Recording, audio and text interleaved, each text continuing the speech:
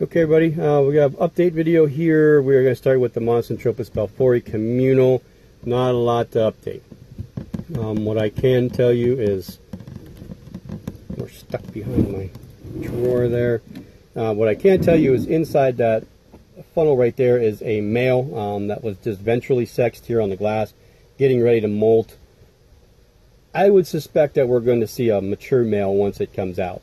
That would be my guess. We have right here a very small, I would say large juvenile, not even an adult yet, or subadult, maybe a subadult, I don't know. I hate using subadult, but female, at least I believe so. Eventually it looks that way, plus there was a molt that I pulled out and sexed, and it was female. So, yeah, not a lot going on, just those two. I did throw some roaches in there because the other three,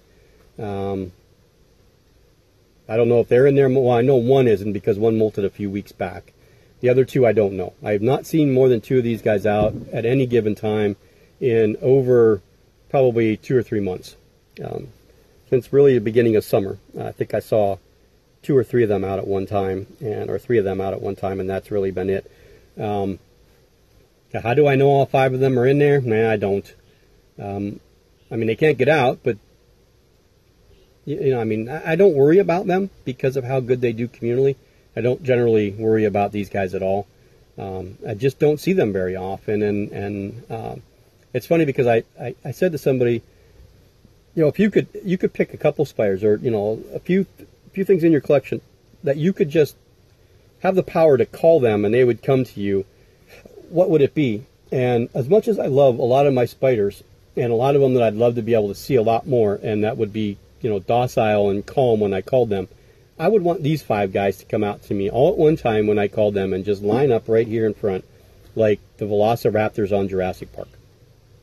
And we can, you know, take some pictures, hang out a little bit, you know, we can throw some roaches in there, and you know, they can have a meal, and they can do some webbing, and it'd be just a great, huge, fun time.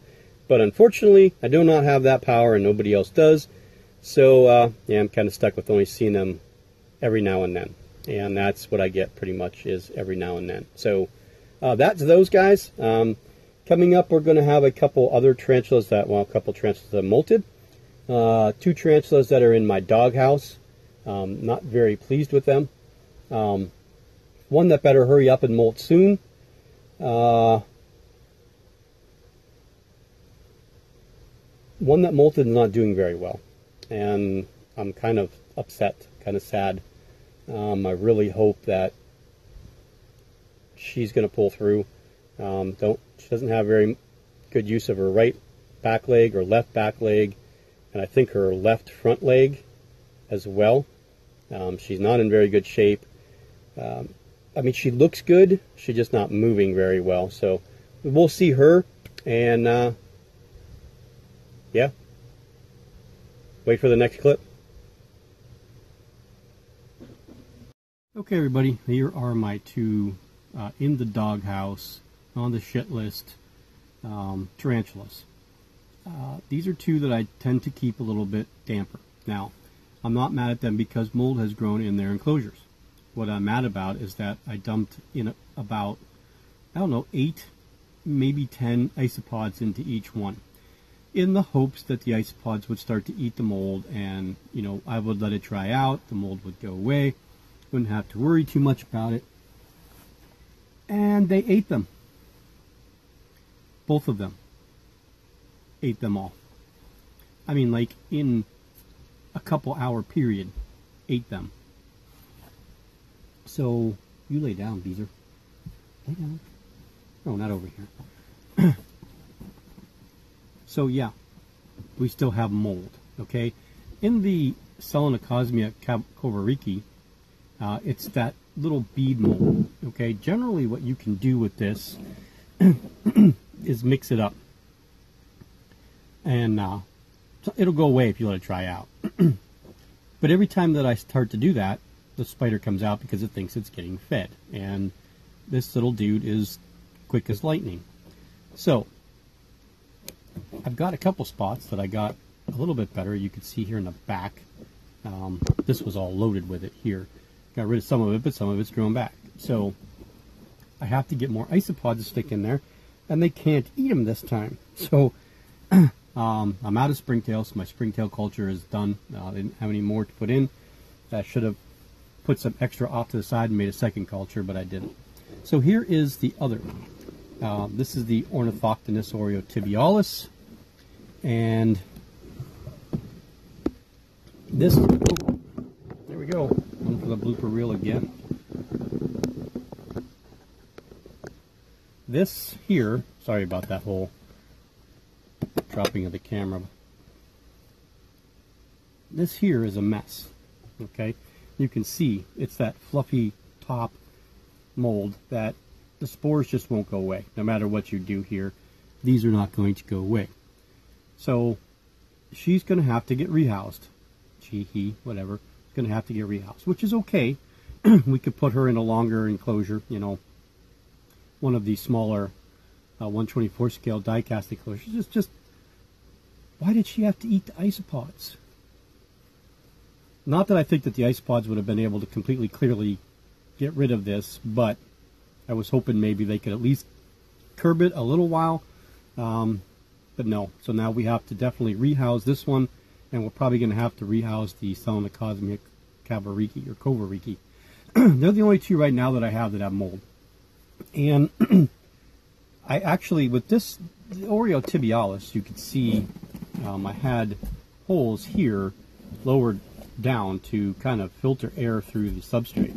So what I'm going to start doing from here on out with my wetter, damper fossorial species from Asian species is to make sure that there's a run of small holes on the bottom, small enough that none of the roaches can get out of them. That's generally why I don't put so many down there, because I don't want escapees, especially the roaches. I'm not worried about the spiders. I'm more worried about the roaches getting out. But yeah, so these two lovely treats are on my I'm not happy with list. So let's go on to the next update. Okay, so I know you can't see very well, but right here you can see the patterning. This is the Ornithoctonae Prison de Abuelis, or species Laos. This is the smaller of the two. This was the one that I was hoping was male. It's not. It's a female. So I have two females of this smaller one, and of course my one that's pretty much full grown. I think her next molt, she would definitely be breedable, but I think she could probably breed right now. So yeah, this one molted and it's female. I was really actually hoping for a change that I had a male, but I don't. So searching for a male one of these is not going to be very easy. So we have a task in front of us. Okay, everybody, this is the Megaphoboma mesomelas, right? Not doing very well. Not doing very well at all. Molted. We got her in on Wednesday, if you remember. She came Wednesday last week, and she was fine. When I put her in here, she walked fine, no problems, no issues. She molted. It was either Friday or Saturday. I can't remember which day. And I was really excited because she was perfectly fine. She was out of the molt. She was flip backed over when I found her. And I got the molt because she was way away from it. Opened up the molt. It's a female. I was pretty stoked until I went to put her back on the shelf, and I realized she can't move much of anything, really. You watch her legs. I feel bad because I'm going to coax her to move, but if you watch how she tries to move, there's not a lot. This leg's not working well. This leg's not working well. This leg and that leg. This leg here has got a bend in it, as you can see right there. And the back leg here on the back side also is kind of wonky. Now, there was no issues with the molt. The molt was intact. She was already flipped over when I found her. So, I mean, I only had her for a couple days and she molted. So I really honestly don't know if, you know, there was no problem with packing. There was no problem with her getting here. But Alexandra has a couple other ones that she's having a little bit of difficulties too with molts and losing some limbs. So, we're not sure, you know, if maybe there was something in the import and the packaging was a little too warm for these species because they do like it a little cooler, or what the problem is. But we're going to have to monitor her and do the best we can for her. She won't be ready to eat for another couple days, so I don't know if she has any issues with her fangs. I haven't really tried to get her out that far. I didn't want to push her too much, but I'm going to have to. I'm going to have to get her out, and I'm going to have to inspect her. I'm going to have to hold her in my hand. I'm going to have to look at her fangs and make sure everything else is okay. Yeah, it sucks because this was like, you know, one of my top spiders that I've always wanted, and I've got some of the other ones that I've always wanted, and you know, this will be the second one now that I've had that may not make it. So we'll see. So all we can do is cross our fingers and hope. So yeah, I'll update you if any changes happen. We can get her to eat, or if she drops some limbs, or if she passes away.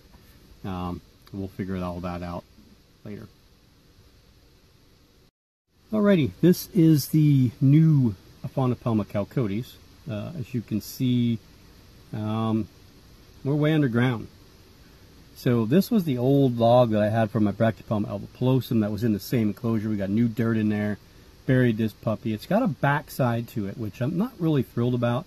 And I almost broke it off, but I was afraid that I would break it off and it would be too sharp.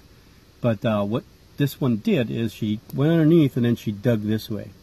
So she's actually in here somewhere underneath, and then she's got an opening in the very, very back corner, back there. I just tried to feed her, and she didn't want to eat. So she's out a lot when I don't bug her. She's out. She sits right here. I mean, like all the way out. Just sits right there, and is kind of content to be right there. We still got to throw a little water dish in there. I'm going to have to grab one. Yeah, she's been a treat so far. I haven't had any issues, of course. Just tried to feed her for the first time now, and she didn't want anything to do with it. She was actually threat-posing the worm, and then just turned around and went back into the deep, deep part of her burrow. So, yeah, we'll leave her alone, and we'll move on with some more updates. Okay, so here's one of the ones that came in last week with the Mesomesalis. This is the Heterothelid gabonensis. This one's been very, very active. You can see it's webbed up all around there. Behind the leaf is where it likes to stay, right in this area right here. We fed it with some fruit flies the other day. It was absolutely a lightning bolt grabbing them and then running back down to the leaf for safety. So this one's been doing well. I can't wait to show you guys these as they get bigger. They're just absolutely phenomenal. I think if you go to Greg Rice's channel, I believe he has some feeding videos with these that are really, really good. You'll have to probably filter through some of his other feeding videos, but you can watch all his stuff anyway. He's got some good videos and some good feeding videos. So yeah, Heterothelid gabonensis. Yeah, I'm not really quite sure what the common name is for this one. Again, it's the something, I don't know, something baboon or something, or Gabon, I don't know. I don't remember. I should write them all down and have them on a piece of paper, but I've done that a couple times and I lose the piece of paper, so it doesn't even work out for me.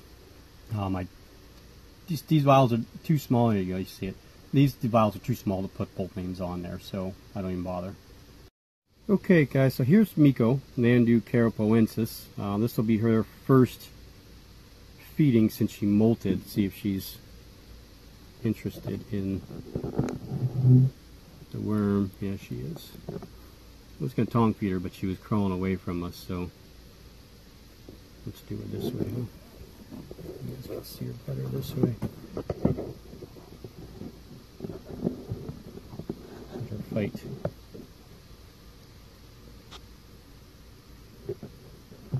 I'm not doing very good with the camera today. How to focus. Yeah, I'll feed you again in another couple days. You just eat that one for now. You don't need another one. Again, this is a confirmed female, molt confirmed.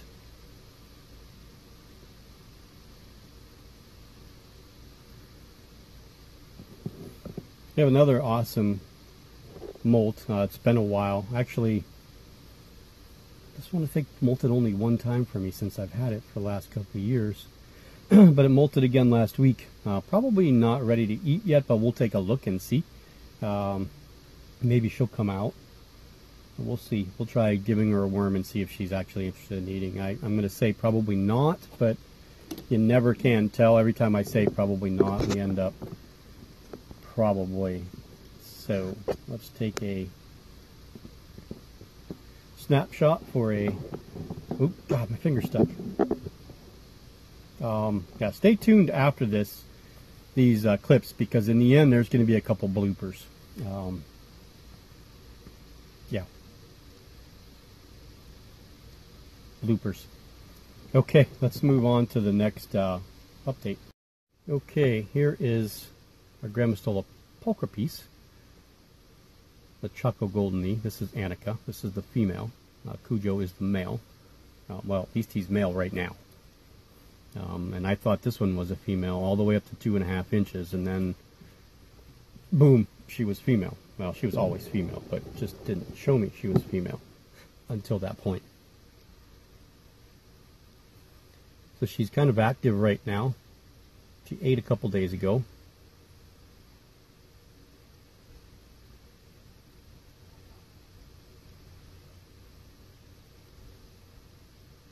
Yeah, she's a much different spider, this molt, to be honest with you. Last time she was a little bit grumpy. This time she seems to be a lot more laid back. Yeah, I wouldn't hesitate putting my hand out there for her to crawl on. I'm sure she would do it. But okay, let's move on to the next update. Figures when you put them back, they come out, right? That is the little Faunopalma chalcodes. We named her Nikki, and one person will definitely know why, because I already explained it. Some other people might make the connection. I'm not really quite sure, but yeah, I just, there was reasons, and I'm not want to get into the reasons, but if you guys knew the reasons, you would understand. And yeah, very, very placid little spider. We'll probably do some handling videos with this one in the near future. Okay, so we had a transfer. This is the Damon diadema. Moved out of that blue top enclosure. It molded again, and this was the enclosure that the praying mantis was in. And yeah, the praying mantis passed away. It was oh my God, it was a horrible, horrible, horrible molt. Both claws were stuck. It happened when I was at work. The whole abdomen was twisted. The wings were all messed up. When I got home, the mantis was just hanging there, barely alive, and I didn't want to kill it, and I didn't want it to go to waste either. So I know this may sound morbid to some of you, but I fed it to my Poecilotheria subfusca, and yeah, she took it right away. So it was pretty quick and painless. It probably suffered for a long time while I was at work. I can't imagine when it molted, but that was one of the worst molts that I've seen. So we moved the Damon diadema in here, and that was a fun transfer because I just picked up the wood and went to move her in here, and the thing actually jumped off of the wood onto my hand and ran up to my elbow and was just sitting there. And I was just checking it out, you know, just looking at it, and then I just made it crawl on my other hand real slow, and then put it back in there in here without any problem. So it's just pretty basic. Didn't really change much of anything. I took the greenery out of the bottom. I didn't really need that, and left that log in there, and then I put a piece of her bark in there, broke the parts that were molded off, and of course we have the cork slab that's in the back side there for her to crawl on. So she'll be in here for a little while, and then she'll get her final home here probably springtime, I would imagine. She'll be ready for a bigger enclosure than this. Okay. Okay, so we're going to end the updates here. This is my male Psalmopoeus pulchra. Well, at least we're pretty positive this is a male. And my one female that's in the Bulgarium, not Salem, but Lakini in the Bulgarium, molted a few days ago. So I'm really hoping this guy will molt and mature so that when she's ready, he'll be ready, and we'll be able to pair these. This was the first original specimen that I wanted to breed, was Salem of course, but I think she's gonna. It wasn't that long ago that she molted, so she would be ready too. I mean, I'd be able to probably pair both of them, and that would make my whole year if I could get these guys paired and mated, and both of them have egg sacs. I would just be absolutely ecstatic. So, yeah, that's really where we're at. Oh, you guys, we have one more, right? I wanted to show you the one more that molted, the special one, and we'll end with that one, and then we'll end with that one. Okay, so we will end with this lady. She just molted last week. You're gonna take a small drink. I put water in there the other day, and she was not happy with me whatsoever. I was actually kind of surprised. And I sprayed the water in there. She was over here, and she just like flew inside her burrow, and then came back up, like she was not happy at all. But yeah, she come through her molt perfectly fine. Yeah, you are going to take a little drink, aren't you? Nice and bright and vivid. That beautiful line there, the flame on the flame rump. Her hairs are beautiful hairs on her abdomen. I don't know how much of that's coming through. You really can't see that, can you? There. Oh, you had it there. Come on, Dave. There you go. You can see all those little white-tipped hairs. So yeah, we'll be looking for a partner for her. If anybody wants to make baby Euantha species reds, let me know. She'll probably be breedable in, I don't know, 45 days to 2 months, so sometime around Thanksgiving. I don't know how long their gestation period is, but if we can get them paired before Christmas, I would expect sometime in spring or late spring that we would have babies. Really, really, really tiny little babies. Probably going to give her a little bit more water in there, because now that she's actually in there drinking.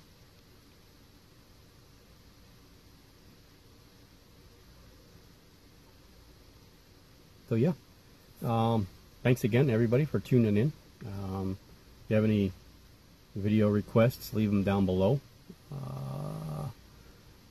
Thanks for the support, and again, if you want to support the channel even more, there's a Patreon page. I'll leave the link down below.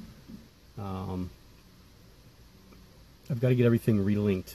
For some reason, I lost the links on my creator page, so I got to get everything relinked and hooked back up so that I don't have to keep typing it in every single video. That kind of gets old, and you actually don't want to do it anymore. But yeah, so if you're interested in that, feel free to hit that up. And we'll do some more stuff soon. We got a bunch of tour videos to do yet, and we're not even halfway through the collection. And we have some feedings to do. So yeah, I guess we'll see everybody in the next video, and happy keeping.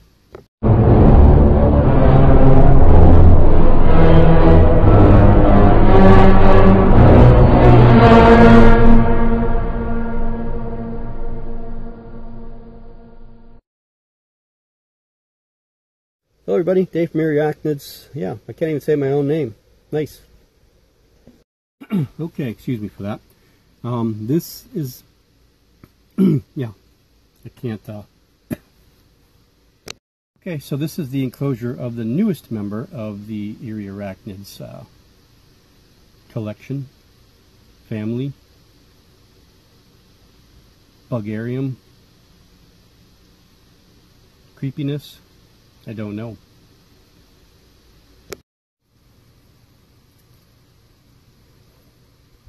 Okay, so back there, yeah, I'm not talking.